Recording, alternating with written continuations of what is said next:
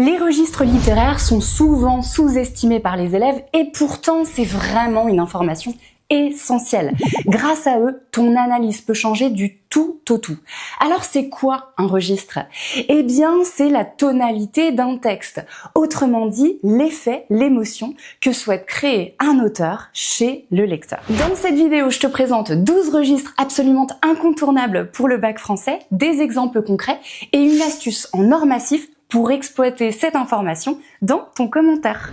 Nouveauté, tu peux retrouver ce cours en version grand format et en carte mentale dans mon livre magique Le commentaire enfin clair. Commande-le en un clic juste en dessous de la vidéo ou retrouve-le bien sûr en librairie. Pour réviser ces 12 registres, je te propose d'utiliser une technique extra, la méthode chunking. Elle consiste à regrouper les informations en petits groupes pour une bien meilleure mémorisation. Voilà donc les 4 catégories de registres que je te propose. Ceux qui créent des émotions agréables, plaisantes, ceux qui créent des émotions poignantes, ceux qui ont le pouvoir de convaincre le lecteur, et enfin ceux qui stimulent ton imagination. Dans les tonalités plaisantes, on trouve le registre satirique. Sa particularité, il te fait rire, mais il te fait aussi réfléchir. Il dénonce les défauts des hommes, les travers de la société et les abus de pouvoir. Tu peux le reconnaître grâce à différents indices, les types de comiques, comme le comique de geste, de caractère, etc. Un vocabulaire péjoratif, autrement dit dévalorisant, et parfois des hyperboles pour exagérer ou caricaturer certains traits. Il peut apparaître dans un conte philosophique ou pourquoi pas dans une pièce de théâtre. Tiens, justement, regarde cet exemple tiré du Malade imaginaire. Toinette, la servante d'Argan, se déguise en médecin pour tromper son maître, un homme qui est persuadé d'être gravement malade. Je sens parfois des lassitudes par tous les membres, le poumon. Et quelquefois, il me prend des douleurs dans le ventre, comme si c'était des coliques. Le poumon, vous avez appétit à ce que vous mangez? Oui, monsieur. Le poumon, vous aimez à boire un peu de vin? Oui, monsieur. Le poumon, vous dis-je.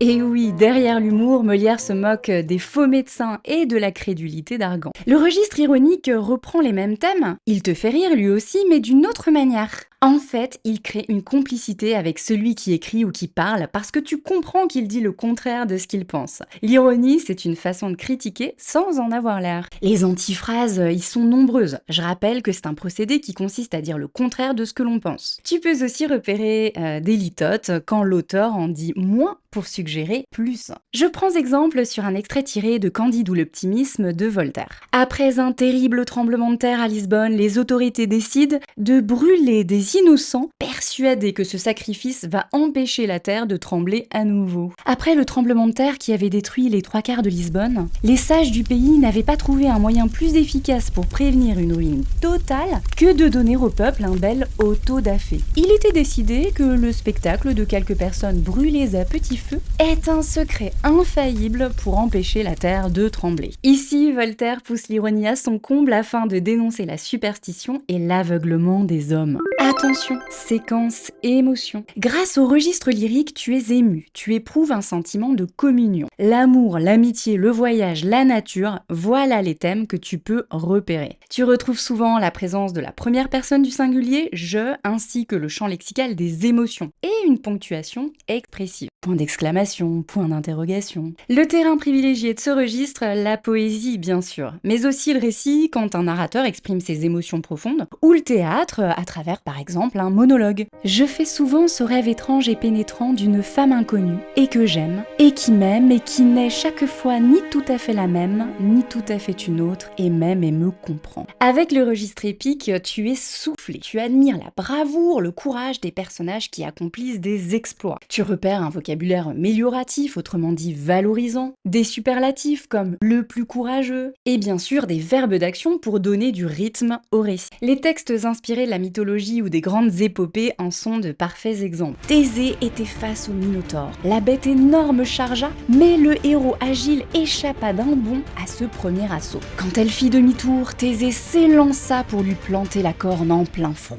Avant de passer à la deuxième catégorie de registres, je te donne ma fameuse astuce en or.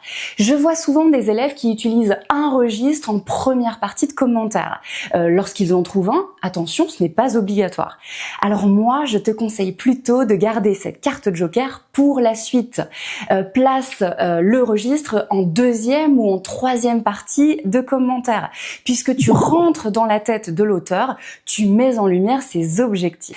Allez, passons au registre lié aux émotions poignantes qui touchent le lecteur en plein cœur. C'est certain, le registre tragique n'est pas le plus fun des registres. Il crée chez toi de la peine, de la tristesse. Mais il suscite aussi de l'admiration pour ces personnages qui, face à un destin sans issue, gardent malgré tout leur dignité. Chant lexicaux de la mort, des dieux, langage soutenu, voici tous les signes d'un registre tragique. Quoi? Vous ne perdrez point cette cruelle envie? Vous verrai-je toujours renonçant à la vie, faire de votre mort les funestes apprêts? Et puis, il y a le registre pathétique, celui qui serre le cœur, qui fait naître de la compassion, la pitié envers le ou les personnages. Les thèmes principaux, super joyeux, la solitude, la maladie, la misère, l'injustice. Les procédés qui ne trompent pas, le champ lexical de la tristesse, de la souffrance, une ponctuation expressive et des figures de style de l'insistance. Cosette était maigre et blême. Ses grands yeux enfoncés dans une sorte d'ombre profonde étaient presque éteints à force d'avoir pleuré. Les coins de sa bouche avaient cette courbe de l'angoisse habituelle qu'on observe chez les condamnés et chez les malades désespérés. Au fait, est-ce qu'il est possible dans un texte d'avoir plusieurs registres?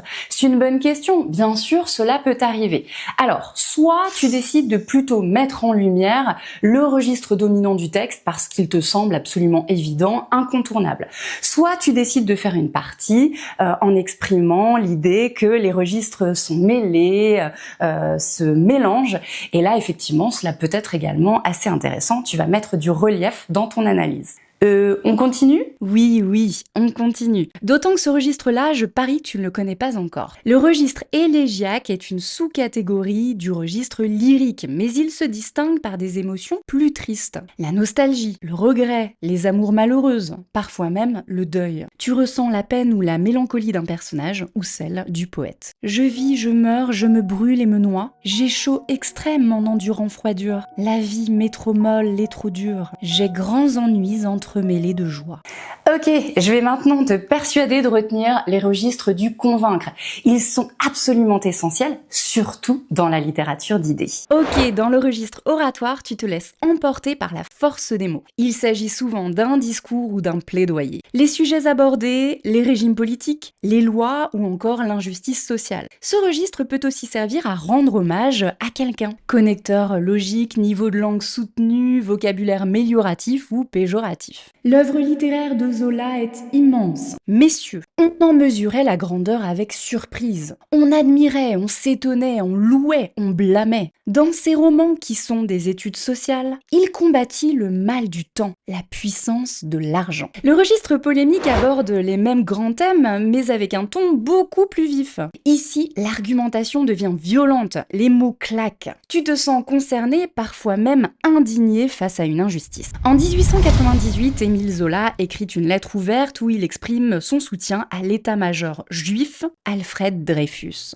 J'accuse le général Billaud d'avoir eu entre les mains les preuves certaines de l'innocence de Dreyfus et de les avoir étouffés. J'accuse les bureaux de la guerre d'avoir mené dans la presse une campagne abominable pour égarer l'opinion et couvrir leurs fautes. Tu noteras aussi la présence de l'anaphore « j'accuse ». Allez, c'est bientôt fini, plus que 3 registres qui vont sacrément stimuler ton imagination, effet immersif garanti. Voilà un registre qui te trouble, qui peut même t'inquiéter. Le monde ressemble au nôtre, mais un élément surnaturel s'y glisse. Il s'agit du registre fantastique, bien entendu. Tu y retrouves des champs lexicaux de la peur, du mystère, des modalisateurs qui expriment le doute, et qui créent une sorte d'hésitation constante entre le réel et le surnaturel. Je suis certain maintenant qu'il existe près de moi un être invisible qui se nourrit de lait et d'eau, qui peut toucher aux choses, les prendre et les changer de place et qui habite comme moi sous mon toit. Le registre merveilleux te dépayse totalement. Il te fait voyager dans des forêts enchantées peuplées de créatures magiques, un univers lointain où tout devient possible. Tu peux y retrouver des prosopopées,